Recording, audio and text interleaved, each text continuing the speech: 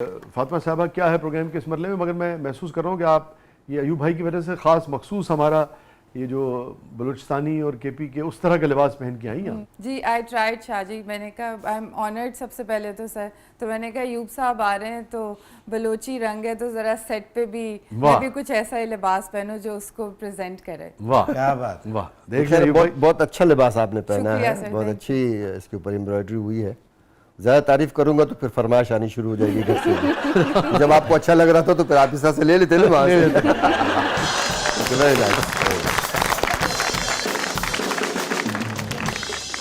जी जी Shahaji segment की तरफ बढ़ना है, लेकिन वो जो कि गुफ्तगू हो रही थी तो पता ही नहीं चला उनका पैकेज है अयूब साहब का बड़ा प्यारा। असल में इनका पैकेज हमारे दिल में बसता है और हमारी टीम ने बड़ी मेहनत से तैयार किया है। हाँ हाँ हाँ।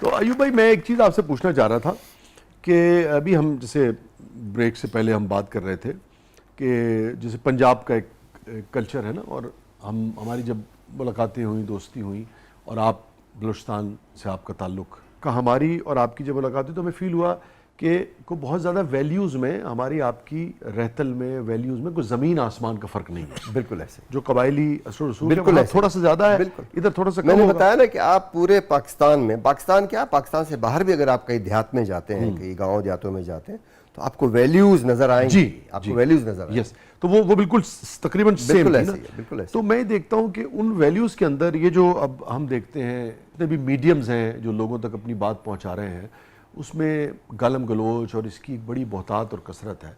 तो मैं सोचता हूँ कि आप जैसा आदमी जो कि ख़ास कबायली बैकग्राउंड और उससे ताल्लुक़ रखता है, वो इस सारे सिनेरियो को कैसे देखता है और उस पर क्या उसकी राय क्या आती है इसके ऊपर?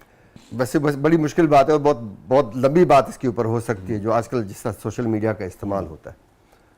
मैं ये कहता हूँ कि आजकल बहुत से लोगों को सिर्फ एक बीमारी है, बीमारी मैं कहूँगा कि वो चाहते हैं कि मैक्सिमम आपके उसके ऊपर कमेंट्स आए, मैक्सिमम आपके ऊपर उसके ऊपर लाइक्स आए, तो वो लाइक्स के लिए और कमेंट्स के लिए और उसके लिए जो है ना वो बेताब होते हैं, फिर उसके लिए वो हरबा इस्तेमाल करते हैं। इसके लिए बहुत ज़रूरी है कि प्रॉपर एक कानून साजी हो, प्रॉपर एक सिलसिला हो, और फिर वो लोग जो सोशल मीडिया इस्तेमाल करते हैं सर उनका लेवल भी चेक होना चाहिए कि आप जो मैं अपने किसी एक ऐसे आदमी, जाहिल आदमी के हाथ में मोबाइल दे दूं और उसको 2-4 चीज़ें बता दूं कि जनाब आपने इसमें बस ये गालिम गलोच वाला मामला रखना है, आप ये वसी शाह ने शायरी की है ना, आप इसकी आपने बखिया उघेड़ने, भले आपको शायरी ना आती हो, भले आपको अलिफ बे का पता नहीं हो कि वसी शाह ने क्या कहा है, लेकिन आपने, क्योंकि मुझे वसी शाह के साथ प्रॉब्लम है, आपने इसके बखिया उधेड़ देने। आप उसको जवाब नहीं दे सकते हो, क्या उसको क्या जवाब दे, क्योंकि जाहिल को जवाब देना तो उससे बड़ी जहालत है, तो उससे बड़ी जहालत है। वो चाहता यही है कि मुझे जवाब दिया जाए। तो कीचड़ में घुस, हाँ, तो इसके ऊपर एक प्रॉपर एक कानून साजी होनी चाहिए, प्रॉपर एक कॉलेजेस के अंदर, स्कूल्स के अंदर ये सब चीज़ों को बड़ा एक ख्याल रखना चाहिए। और फिर वो पेरेंट्स, वो वालिदैन जो घरों में हैं, जो उनके बच्चे भी छोटे हैं, जो उसके कहने में हैं सब बच्चे, वो पूरा उसको एक ख्याल रखना चाहिए कि किस तरह से बच्चे की तरबियत करें। आपको तो कभी ये, आप चूंकि सियासत में भी रहे, कभी ट्रोलिंग का सामना आपको तो नहीं रहा? थोड़ा बहुत तो रहा। वाकई आपको?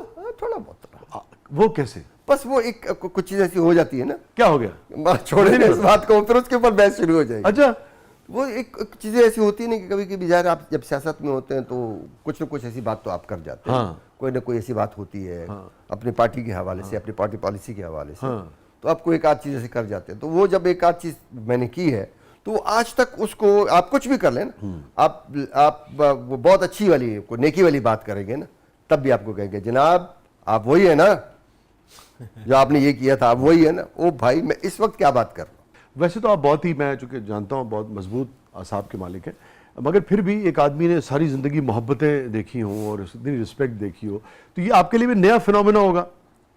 आप कह सकते हैं कि नया, देखिए आप एक अच्छी नीयत के साथ, एक बेहतर नीयत के साथ आपको एक काम करते हैं। आपने कहा कि हरमन तो अच्छी है, उसके साथ मैंने किया था जो भी मैंने किया था, लेकिन उसको गलत ले लिया गया। अब गलत किसने लिया, उसके साथ आप बहस कर नहीं सकते। ठीक है, आप उसको कैसे समझाएंगे? आपने कैसे हैंडल कैसे किया उन दिनों? मैंने बिल्कुल खामोशी इख्तियार की। अच्छा, खामोशी। मगर आपको तकलीफ हुई? तकलीफ एक हद तक हुई मुझे, लेकिन मैंने उसको खामोशी के साथ, और फिर खामोशी सबसे बेहतरीन हल है उसका। बेहतरीन इलाज उसका वही है कि आप खामोश रहें। मैं खामोश रहा। हाँ, आमने सामने बैठे हो, एक लेवल पे हो, फिर आप बहसो मुबाहिसा कर सकते हैं।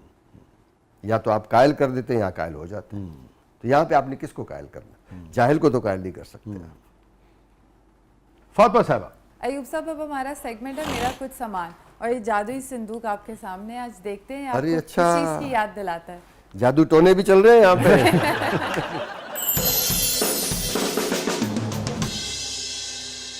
अच्छा, एक ही सिंगर सिर्फ अंतरा ही याद होता है। इसे आपको बोलने का मौका कम दे रहे हैं। सर आपकी दहशत बहुत है। नहीं, मेरी कोई दहशत की बात नहीं। अयूब साहब, मोहब्बत ही मोहब्बत है यार, दहशत क्यों? ओहो, ये मैंने रेडियो का इंतखाब किया। मुझे रेडियो पे काम करने का बड़ा शौक। हाँ, तो मैं रेडियो पाकिस्तान चला गया था, क्योंकि जिस स्कूल में पढ़ता था बिल्कुल उसके सामने सड़क के उस पार अच्छा, रेडियो पाकिस्तान की इमारत थी, रेडियो पाकिस्तान कोयटा की इमारत। तो मैं वहाँ चला गया। वहाँ पे हमारे अमी के ट्राइब के आगा मोहम्मद कासी साहब प्रोड्यूसर थे, रेडियो के, मतलब डायरेक्टर प्रोड्यूसर आप कह सकते हैं। तो उनके पास मैं चला गया था। मैं स्कूल बॉय, यानी स्कूल में पढ़ने वाला बच्चा, और मैं वहाँ चला गया। तो मैंने उसको कहा, कहने गया, हाँ कैसे आए हो? पश्तो में गुफ्तगू थी हमारी। संगर रागल है जो है माले मामा रागल है, पर रेडियो की कार को, हाँ, यानी रेडियो में काम करूँगा। तो कहने का क्या काम करोगे? तो मुझे वो रेडियो में जो न्यूज़ कास्टर्स या जो अनाउंसर्स होते थे, हाँ, मुझे वो न्यूज़ कास्टर और अनाउंसर बनने का बड़ा वो था कि मैं न्यूज़ कास्टर अनाउंस करूँ मैं। हाँ, अनाउंस करूँ मैं। तो अब स्कूल का बच्चा, ज़ाहिर उसकी आवाज़ इतनी मैच्योर आवाज़ तो थी नहीं मेरी उस वक्त। तो वो बड़ा मुस्कुराया भी सी, कहने किस क्लास में पढ़ते हो जो? तो मैं 6th में था या 7th में था। तो मैंने कहा 6th में हूँ। कहेंगे अच्छा एक काम करो, न्यूज़ कास्टर बनने के लिए, अनाउंसर बनने के लिए आपको जो है ना वो स्कूल जो है ना वो क्लियर करके, यानी मैट्रिक के बाद मेरे पास आना, फिर तब जाके तुम न्यूज़ कास्टर या अनाउंसर बन सकते हो। तो मैंने कहा ठीक है। तो पहले खैर उसने मुझे एक पेपर मुझे दिया, ऑडिशन भी मेरा लिया गया, मुझे वो लेके गया स्टूडियो में, ऑडिशन मैंने दिया। तब उन्होंने कहा कि जब तुम मैट्रिक पास कर लो, जब स्कूल से निकलो, तब आना, तुम फिर बन सकते हो न्यूज़ कास्टर या अनाउंसर बन सकते हो। तो मैं थोड़ा सा मायूस भी हुआ। मैंने कहा शायद मैं रिजेक्ट हुआ हूँ। लेकिन फिर वो बच्चों के प्रोग्राम्स भी आते थे वहाँ पे। खाला शनवारी जो थी वो इतवार के इतवार एक प्रोग्राम किया करती थी पश्तो में। हाँ, तो मैं उस प्रोग्राम में जाया करता था। वाह। तो कभी कोई लतीफ़ा, कभी कोई ऐसी चीज़, हम कहीं अखबारों से यहाँ वहाँ से लतीफ़े ले लेते थे। वो लतीफ़ों की किताबें भी आती थी, या कोई छोटे मोटे लताइफ किया, हाँ वो, या कोई अक़वाल ज़रीन जिसको कहते हैं, वो इस तरह की चीज़ें। तो वो हाँ आज क्या तैयार करके आए हो? आज हम ये तैयार करके आए। तो फिर वो सुनाना। उसके बाद फिर एक ड्रामा हुआ, उसके लिए मुझे बुलाया गया। उस वक्त मैं स्कूल में ही था। तो कहा कि जी एक ड्रामे की एक वो है सदाकारी आपने करनी है। तो मैंने वो वहाँ पे सदाकारी की थी थोड़ी सी, यानी एक्टिंग से पहले। तो मुझे चेक मिला था 10 रुपये से कम का चेक। हाँ, 4 रुपये का था या 5 रुपये का था या 6 रुपये का था। तो मुझे वो चेक मिला, तो फिर मैं अपने अबू के पास वो चेक लेके गया। अब्बू के पास? अच्छा, लेके गया। तो मैंने अबू को चेक दिखाया। मैंने कहा बाबा ये मेरी अपनी कमाई है, वाह, ये मैंने खुद से कमाया है, ये मेरी एक, ये स्कूल की मैं बात बता रहा हूँ। तो आजकल जो है ना वो बच्चे बहुत बड़े भी हो जाते, तब भी अपने बाप से पूछते कि बाबा आपकी जेब में कितने पैसे हैं? हाँ। अच्छा, आजकल के बच्चों ने ना एक बड़ा कमाल का काम पकड़ा। आजादी के हवाले से कहते हैं वेस्ट वाली आजादी दे, और माँ बाप की जिम्मेदारी के हवाले से कहते हैं ईस्ट वाली जिम्मेदारी निभाते रहो आखिरी वक्त।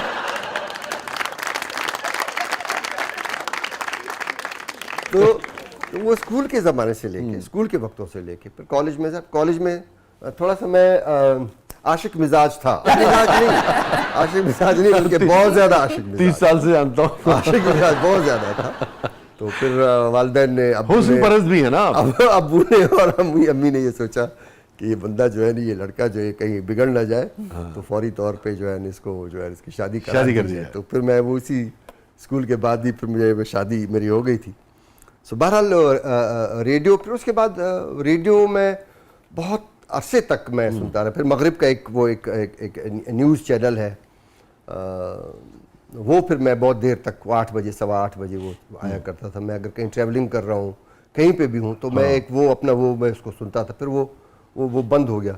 उसके बाद फिर ये रेडियो अफगानिस्तान या रेडियो ईरान, तो रात देर तक जो उसके प्रोग्राम्स आते थे।